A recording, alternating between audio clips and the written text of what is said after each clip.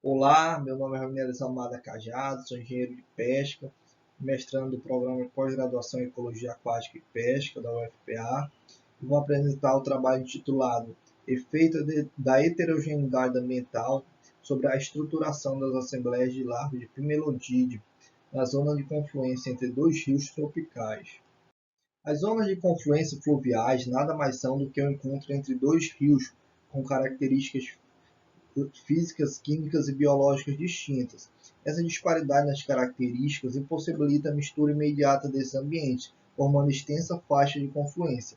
Esses ambientes fornecem hábitats particulares e atuam como hotspot biológico, além de ser utilizados como área de alimentação de desova por inúmeras espécies de peixe.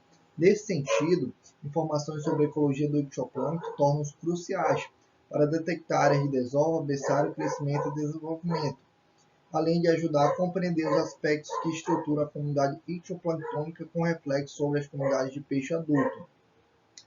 E essas informações são úteis para subsidiar medidas de manejo e conservação das espécies. Nesse sentido, o objetivo do estudo foi avaliar o efeito dos diferentes tipos de água sobre a composição, abundância e distribuição vertical e temporal e a alimentação das larvas de Pimelodide em uma zona de confluência fluvial no Baixo Amazonas. O estudo foi desenvolvido durante o período de enchente de 2018-2019, que se estendeu de dezembro de 2018 a abril de 2019. Foram realizadas coletas ao longo de 9 estações, distribuídas igualitariamente ao longo de 4 ambientes, na zona de confluência próximo à cidade de Santarém, sendo 3 estações localizadas no Rio Amazonas, 3 no limite de confluência e 3 no Rio Tapajós. Os procedimentos de coleta. O material biológico foi coletado com a rede plâncton malha 300 micrômetros, dotada de um fluxômetro, por meio de arrastos horizontais na subsuperfície em profundidade de aproximadamente 10 metros na coluna d'água, durante os períodos diurno e noturno. Posteriormente, o material biológico foi fixado em formalina 10%, em potes de 500 ml e transportado para o laboratório de ecologia do ictioplâncton. Em laboratório, as amostras foram triadas, quantificadas e identificadas ao menor nível taxonômico possível. Além disso, também foi realizada a classificação das larvas quanto ao seu estágio de desenvolvimento. Para análise de dados, a densidade de larvas foi padronizada para o volume de 10 metros cúbicos de água filtrada e uma permanova foi aplicada para verificar variações na composição dos estágios de desenvolvimento ao longo do gradiente ambiental entre os estratos de profundidade e períodos do dia. Além disso, uma análise de SIMPER foi aplicada para verificar quais os taxons e os estágios de desenvolvimento que mais contribuíram para as variações entre os ambientes analisados. Agora, nos resultados. Ao total, foram capturadas 652 larvas de Pimelodide, classificadas em 8 gêneros e 14 espécies. A composição das assembleias variou significativamente entre as seções amostradas. Entre o rio Amazonas e o rio Tapajós, a composição foi influenciada principalmente por hipophthalmos edentatus e hipophthalmos fimbriatus, abundantes no rio Tapajós, e por Pimelodus bloch, Brachioplastoma juruensis e Pseudoplatinum pulpitífer, abundantes no rio Amazonas. E também, entre o rio Tapajós e o limite de confluência, apresentaram diferença significativa na composição. Da mesma maneira como entre o rio Amazonas e o rio Tapajós, as espécies que influenciaram a diferença entre esses dois ambientes foram os hipophthalmos e os Pimelodus bloch, Brachioplastoma juruensis e Pseudoplatinum pulpitífer. Bom, e com relação à distribuição vertical entre os estratos da coluna d'água e temporal entre os períodos diurno e noturno, foram observadas diferenças significativas apenas para o rio Amazonas, onde as maiores densidades de Pimelodide foram observadas na subsuperfície durante o período noturno. Os demais ambientes não apresentaram variação entre os estratos da coluna d'água e entre os períodos do dia e de noite. A abundância média de indivíduos em diferentes estágios de desenvolvimento variou significativamente entre os pares de ambiente, sendo que no rio Tapajós houve um aumento do estágio pós-flexão e diminuição do estágio de pré-flexão e larval vitelino, enquanto no limite de confluência e rio Amazonas, os estágios de pós-flexão e flexão diminuíram em detrimento do aumento dos estágios de pré-flexão e larval vitelino. Entre os indivíduos capturados, mais de 60% apresentavam alimentos no trato digestivo.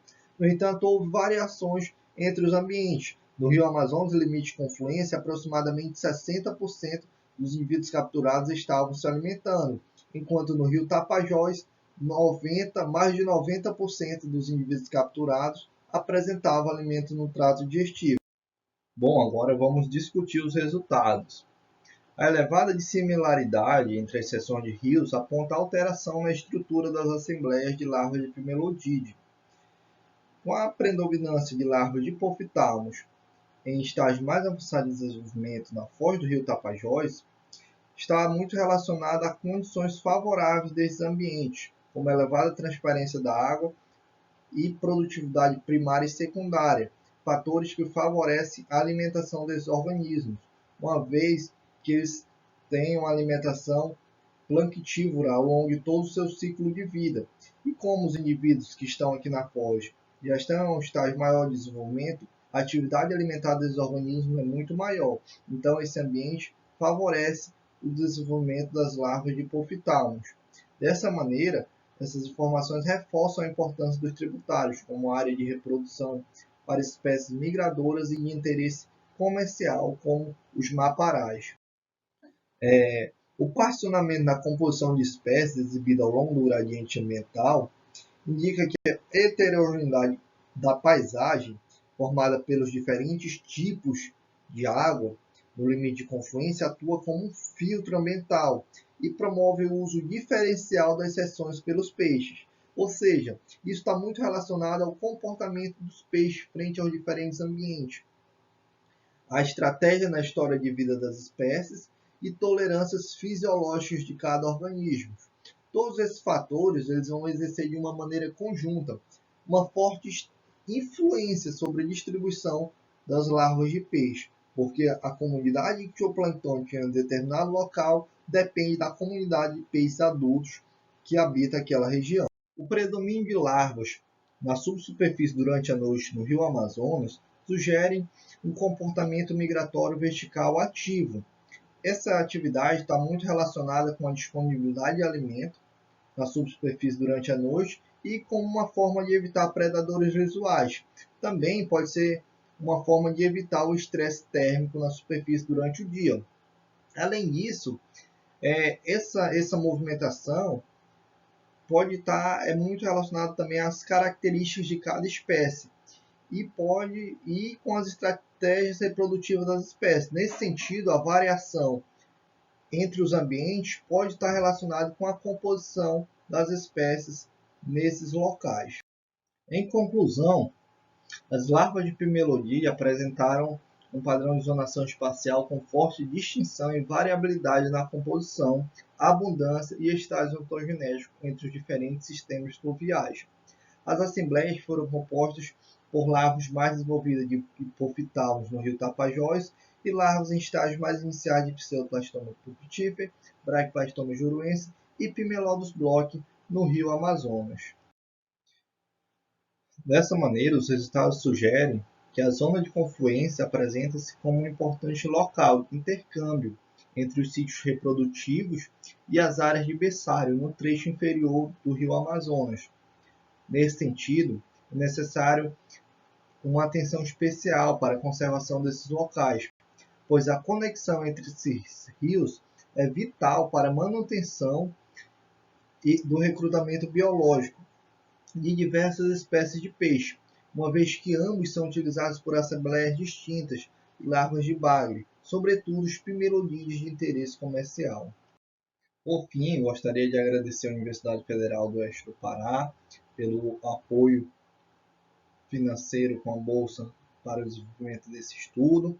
ao Laboratório de Ecologia do Ictioplâncton pelo apoio logístico na triagem e identificação do material, juntamente com o grupo de pesquisa de ovos e larvas de peixe. Então, meu muito obrigado a todos. Um abraço forte.